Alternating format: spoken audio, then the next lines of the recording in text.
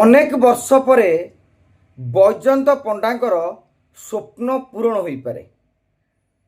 ଆଗାମୀ ମୋଦିଙ୍କ ମନ୍ତ୍ରିମଣ୍ଡଳ ସମ୍ପ୍ରସାରଣ ବେଳେ ଜୁଏଲ ଓରାମ ହଟିବା ନିଶ୍ଚିତ। ଏମିତି ବି ତାଙ୍କର ଆଉ ରାଜନୀତି ଉପରେ ସେତେଟା ଆଗ୍ରହ ନାହିଁ।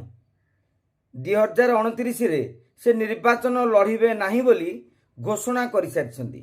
ଆପଣ ବି ଦେଖିବେ କେନ୍ଦ୍ରମନ୍ତ୍ରୀ ଭାବରେ, ଆଦିବାସୀ ମନ୍ତ୍ରୀ ଭାବରେ ଓଡ଼ିଶାରେ ବି ତାଙ୍କର ସେଭଳି ଆଉ ଦବଦବା ବା ଫୋକସ୍ ରହୁନାହିଁ।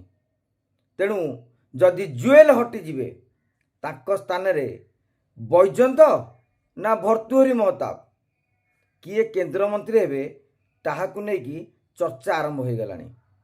ଅବଶ୍ୟ ବୈଜୟନ୍ତ ଦୀର୍ଘଦିନ ଧରି କେନ୍ଦ୍ରମନ୍ତ୍ରୀ ହେବାକୁ ଉଦ୍ୟମ କରୁଥିବା ବେଳେ ମହତାବ ବି ଭିତରେ ଭିତରେ ଗୋଟି ଚଳାଉଛନ୍ତି। ଦେଖିବାକୁ ବାକି ରହିଲା ବୈଜୟନ୍ତ ପଣ୍ଡାଙ୍କର କେନ୍ଦ୍ରମନ୍ତ୍ରୀ ହେବାର ସ୍ୱପ୍ନ ପୂରଣ ହେଉଛି କି ନାହିଁ।